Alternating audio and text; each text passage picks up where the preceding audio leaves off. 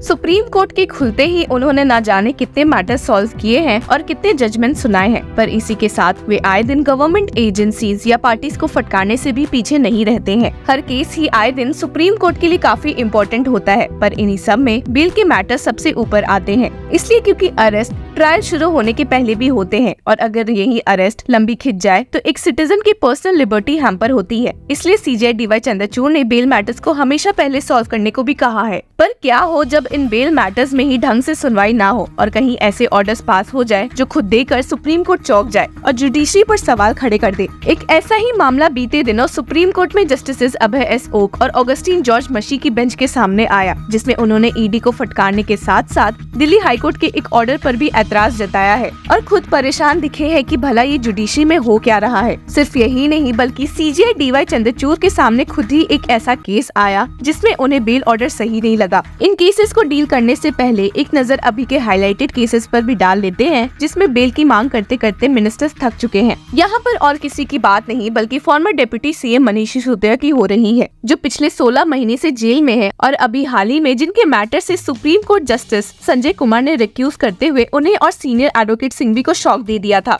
पर वहीं दूसरी तरफ सुप्रीम कोर्ट में जस्टिस संजीव खन्ना और दीपांकर दत्ता की बेंच ने दिल्ली सीएम को इंटरिम बेल दे दी है, ये देखते हुए कि वे पिछले 90 दिन से जेल में बंद है। आए दिन सुप्रीम कोर्ट ऐसे मैटर्स देकर काफी परेशान हो जाती है जहां अक्यूज्ड को बहुत लंबे समय से जेल में रखा जाता है और कुछ ऐसे ही परेशान जस्टिस अभय एस ओक और ऑगस्टीन जॉर्ज मशी दिखे थे जब उनके सामने एक प्ली परविंदर सिंह खुराना लेकर मौजूद हुए थे, जो एक मनी लॉन्ड्रिंग केस में अक्यूज्ड है। He challenged Delhi high court's order temporarily staying a bail order passed by the trial court. यहाँ पर बेल ऑर्डर पर स्टे लगने में कोई दिक्कत नहीं थी, पर आप सुनकर चौंक जाएंगे कि दिल्ली हाई कोर्ट ने इस बेल ऑर्डर पर करीबन 1 साल तक स्टे लगाया था और यही देखकर सुप्रीम कोर्ट बेंच भी काफी हैरान रह गई थी। इस मामले में जस्टिस ओक ने फटकारते हुए कहा, When there is a reasoned order granting bail, can that order be casually stayed? Can it be merely stayed for 1 year? What signals are we sending? Hearing ने एक संगीन मोड़ ले लिया जब ईडी की ओर से मौजूद होते हुए special public prosecutor Zoheb Hussain ने ट्रायल कोर्ट के बेल ऑर्डर के खिलाफ बोलना शुरू किया और स्टेट किया कि अक्यूज भी बहुत ही कनेक्टेड पर्सन है और इस मामले में अब तक 3 जजेस ने रिक्यूज कर दिया है। Advocate Hussain stated,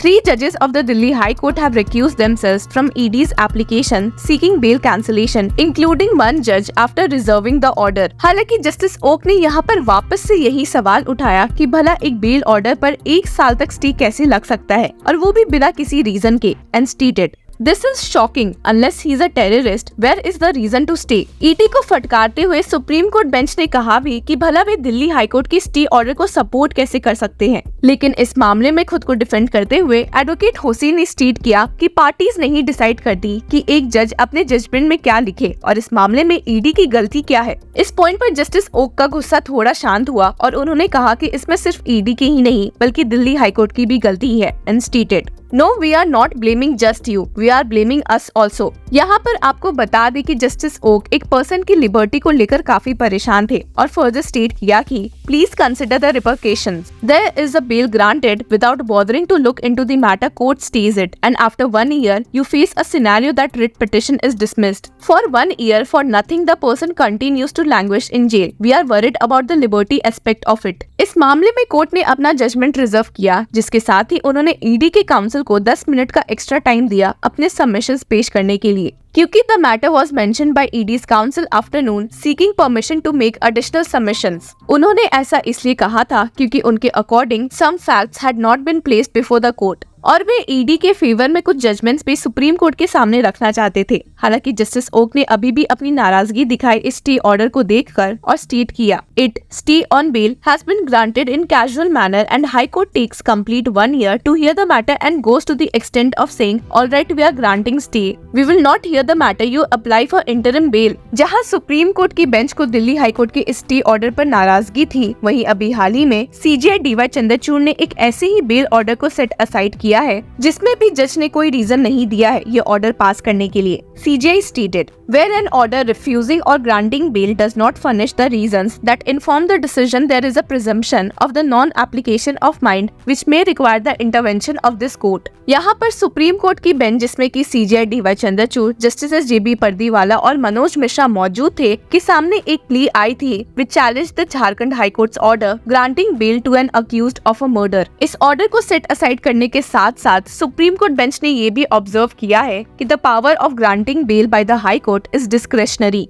the same has to be exercised in a judicious manner and not as a matter of course. Supreme Court का रुख और किसी ने नहीं बल्कि झारखंड स्टेट ने ही किया है, जिन्होंने झारखंड हाई कोर्ट के इस ऑर्डर को चैलेंज किया है जिसने बेल एक ऐसे अक्यूज्ड को दी है जिसपे मर्डर के चार्जेस लगे हुए हैं। The state inter alia contended that the bail order passed by the High Court in the gruesome case of murder was a non-speaking one. Jharkhand state ने अपने प्ली में इस बात पर जोर दिया है कि the respondent belonged to an extremist organization named TPC operating in the state. He, along with other co-accused, had forcefully picked up the deceased from his house, and following this, the latter's dead body was recovered. Apart from this, the respondent remained absconded for 7 years before he was taken into custody. इस hearing की शुरुआत में ही supreme court bench ने अपने ही एक पुराने judgement को side किया, Mahipal versus Rajesh Kumar @polio and another 2019, जिसमें ये स्टेटेड था कि the principles of granting bail in serious offences like murder were outlined. This also required the court to examine whether there is a prima facie or reasonable ground to believe that the accused had committed the offence. और इसी order को ध्यान में रखते हुए supreme court bench ने Jharkhand high court के order को सेट असाइड करना सही समझा और अपने ऑर्डर में स्टेट किया,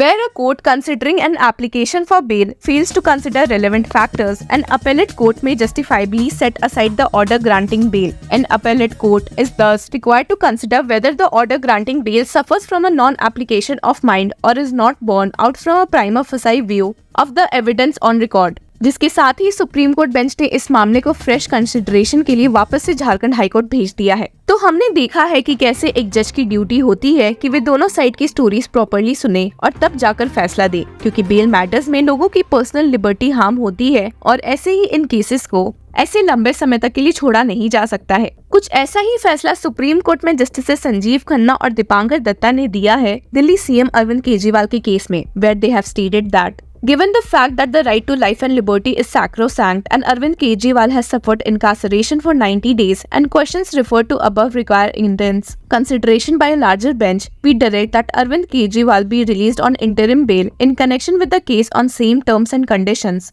imposed by order dated May 10. तो देखते हैं कि आने वाले दिनों में सुप्रीम कोर्ट बेल मैटर से कैसे डील करती है। इस मामले में आपकी क्या राय है, हमारे साथ जरूर शेयर करें कमेंट सेक्शन में। Until then, keep following and supporting us.